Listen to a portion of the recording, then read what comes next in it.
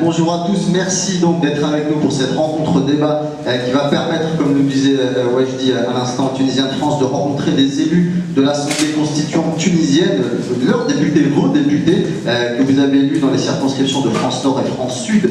Après 4-5 mois de mandature, ces députés vont dresser pour vous un premier bilan des travaux de cette Assemblée.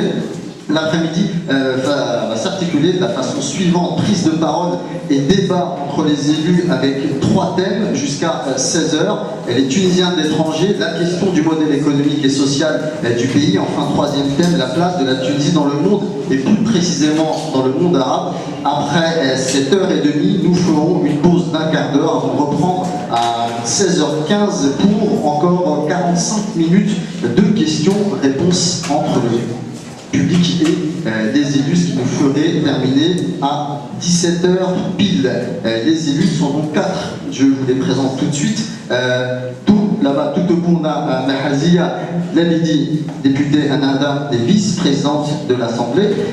Mahmoud El-Maï, juste après, député PDP. Nana Cherben, député PDM. Et Selim Ben Islam, celui qui est le plus à côté de moi, député Etakatol.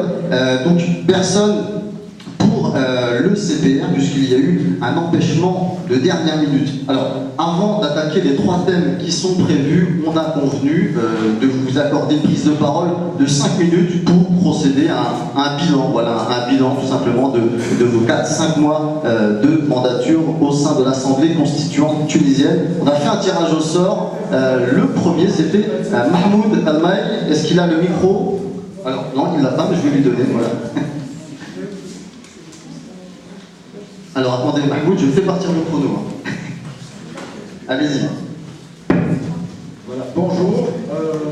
Tout d'abord, je voudrais remercier l'unité pour cette réunion et nous donner la chance de parler aux Tunisiens en France. Je remercie tout le monde d'être là. Et puis, je voulais juste une correction.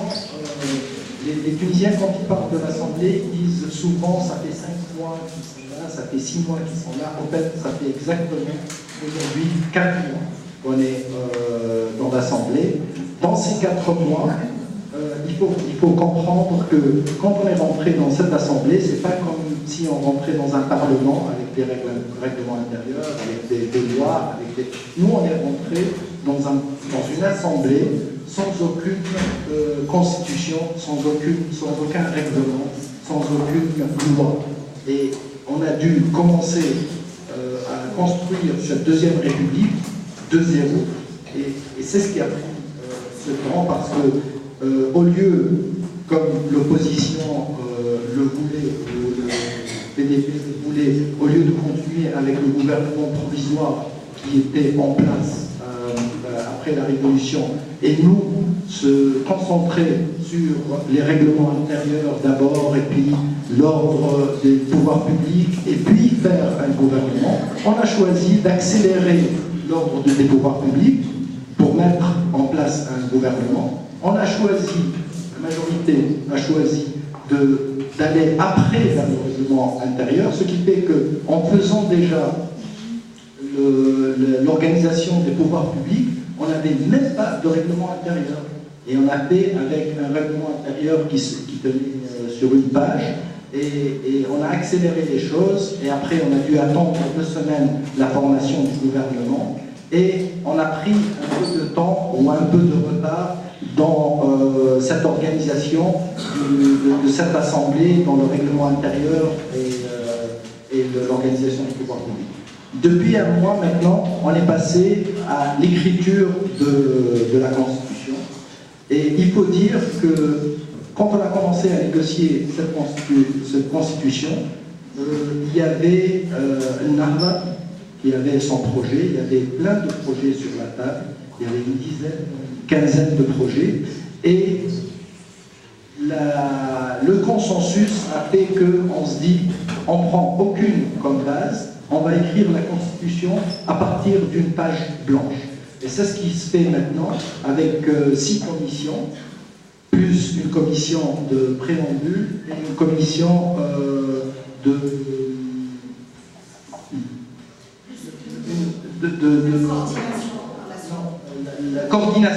coordination entre les 6 commissions. Et donc on a pris maintenant, je dirais, une vitesse de croisière pour finir la Constitution, j'espère dans les 6 mois. Et qu'on passe en mars, j'espère, aux prochaines élections. Maintenant, ces étapes étaient nécessaires, importantes, et ça a pris le temps que ça a pris.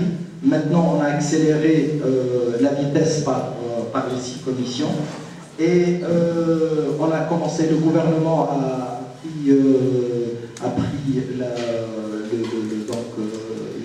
il a été mis en place il y a 2 mois, il y a 100 jours bientôt, et il a commencé à travailler.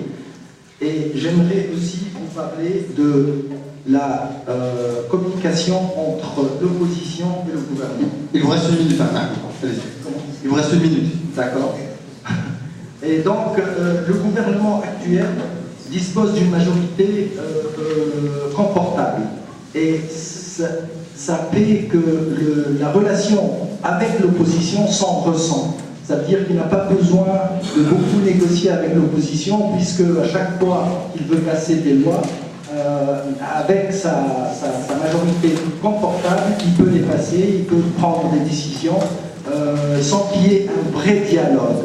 Maintenant, il faut dire que la Tunisie a commencé, après la Révolution, dans une année d'une totale liberté, totale démocratie, et que le jeu démocratique fait que si on a une majorité confortable, on gouverne sans qu'on ait besoin de convaincre l'opposition. Voilà, c'est parfait, ça fait 5 minutes pile. Voilà. Et on gère un timing très serré, mais c'est vraiment dans le but de vous donner la parole le plus rapidement possible. Voilà. On va écouter maintenant Selim Ben Abdeslam. On vous écoute. Merci. Bonjour, assalamu alaikum. Donc, je suis Selim Ben Abdeslam, député de Takat de la circonscription France-Nord. Voilà. Et je ne vais pas répéter ce qu'a dit Mahmoud, parce qu'on est d'accord sur certaines choses. Je vais simplement apporter quelques petites précisions sur le contexte qu'on vit en Tunisie de manière générale depuis 4 mois. Ce qu'on a remarqué, je dirais que le point le plus positif quand on voit la société tunisienne aujourd'hui, c'est qu'on a une société civile extrêmement vive. Une société civile qui est capable de descendre dans la rue, de faire des propositions, de réagir. Et ça, on voit que c'est de bon augure pour la suite, pour la construction d'une démocratie. Pour ce qui concerne aujourd'hui le travail de l'Assemblée constituante, bon, effectivement, il y a eu 2 lois qui ont été votées en début de législature pour mettre les bases, c'est-à-dire le cadre dans lequel on allait travailler. La répartition temporaire des pouvoirs publics, et le règlement intérieur,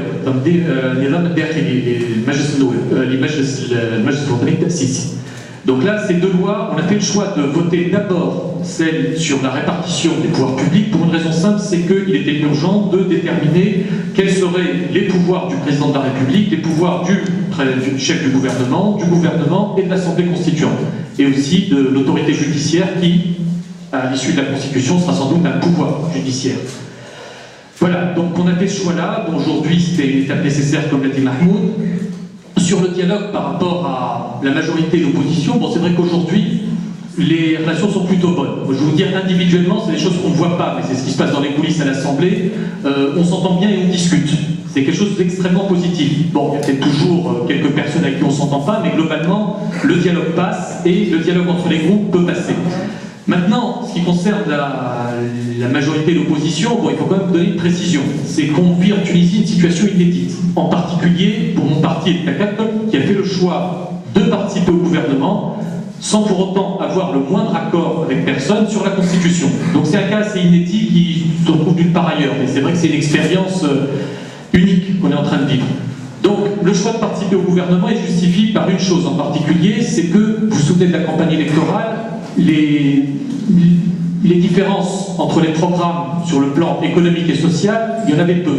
On cherchait parfois les différences entre les partis, tout le monde voulait lutter contre la pauvreté, lutter contre le chômage, décloisonner les régions pauvres, assurer la sécurité, tout ça, tout le monde est d'accord, on pouvait différer un peu sur les méthodes, mais là, c'est la mission du gouvernement, et ce n'est que ça. C'est-à-dire le gouvernement n'intervient pas sur les questions de constitution. Pour la constitution, chacun a son programme et c'est de nouvelles alliances qui se noueront et vous verrez aussi sûrement parfois des positions, souvent des positions entre des partis de la coalition gouvernementale et les partis qui se situent aujourd'hui dans l'opposition se rapprocher pour voter dans le même sens. Bon, sur la constitution aujourd'hui, on a commencé à travailler depuis quelques temps, depuis 2 mois environ. On a monté les commissions constitutionnelles, les commissions législatives, il y a 6 commissions constitutionnelles, 8 commissions législatives et 3 commissions spéciales. Donc les commissions constitutionnelles, les GFTCC, bon, on commençait à travailler depuis 2 mois et on a, bon, 1 mois, en tout cas, on peut dire 1 mois ou 2, elles ont été mises en place, je crois, il y a 2 mois environ, bon, on va pas chipoter sur quelques jours, on a attendu 23 ans pour avoir la démocratie, on peut attendre 23 jours, quand même, non? Voilà. Donc, maintenant, sur ce qui concerne ces commissions aujourd'hui, elles ont effectivement commencé à travailler, mais on a commencé à travailler de manière pédagogique, on va dire. Pourquoi?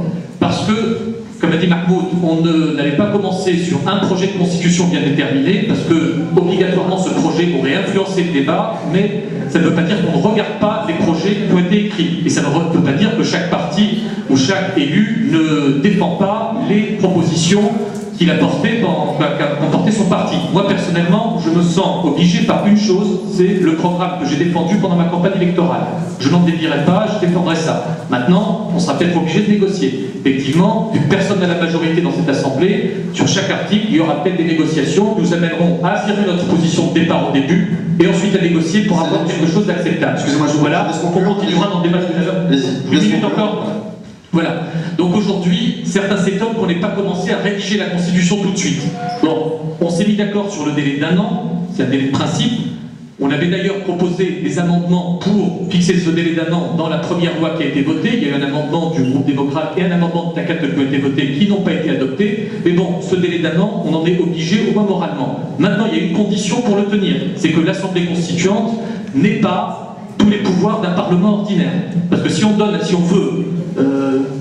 veut augmenter, c'est-à-dire charger la mule plus que ce qu'elle peut porter, on ne tiendra jamais le délai d'1 an. Et on ne peut pas à la fois demander de tenir le délai d'1 an et demander à ce qu'il y ait des pouvoirs d'un Parlement ordinaire pour l'Assemblée constituante. C'est une situation exceptionnelle et on est obligé de faire avec. Maintenant, pour finir, bon, on rentrera dans le vif de la Constitution, on va en parler tout à l'heure, on parlera d'autres sujets.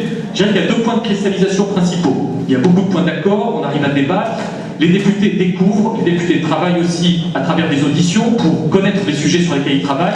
Il y a 2 points de clivage principaux, je dirais que j'identifierais comme le régime et la question des sources de la loi. Je ne sais pas si on l'abordera pendant le débat, ce n'est pas les thèmes du débat, peut-être pendant les questions.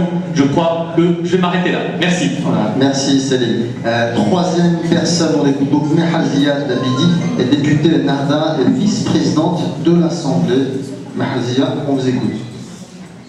السلام عليكم ورحمة الله وبركاته وإن شاء الله يعني نعدي معكم عشية باهية.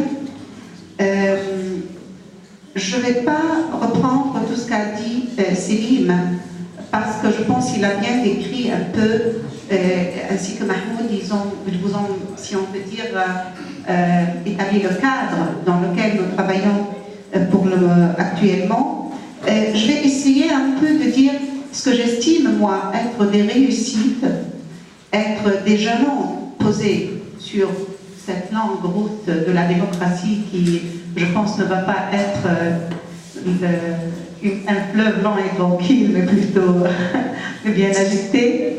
Et ce que j'estime être les défis qui nous attendent. Et ça, à travers des moments que j'ai vécus durant ces 4 mois à l'Assemblée. Je commence par le jour de l'ouverture de cette Assemblée. Je crois qu'il y a eu des moments qui nous ont marqués tous. Par exemple, le moment où tout le monde a juré, il a fait serment pour servir la Tunisie. C'est comme, quels que soient nos partis, quelles que soient nos idées, il y avait comme un fil qui nous reliait tous parce que c'était pour la première fois une assemblée élue par les Tunisiens et non pas nommée par un quelconque autorité ou parachuté. Donc ça, je pense, c'était essentiel et c'était un moment, je pense, vif